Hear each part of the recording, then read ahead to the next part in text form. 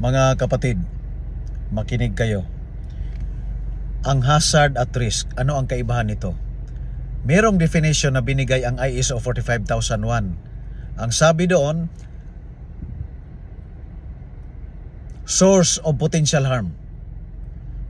Ang British naman, Health and Safety Executive of UK, meron din silang binigay na definition bago man lumabas itong 2018 ng ISO 45001. Ang sabi, anything that has potential to cause harm.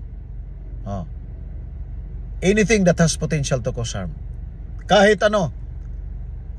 Working at heights without provision of safe working platform, hazard. Because it is something that has potential to cause fall, resulting to hospitalization, potential to death, loss of breadwinners of the family. Something that has potential to cause harm. Assigning someone to do electrical works without training. Appointing someone to be the electrician when in fact he is not certified.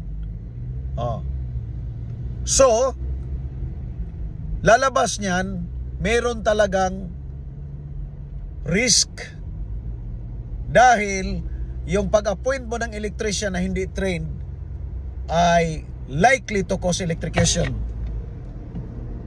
Di ba?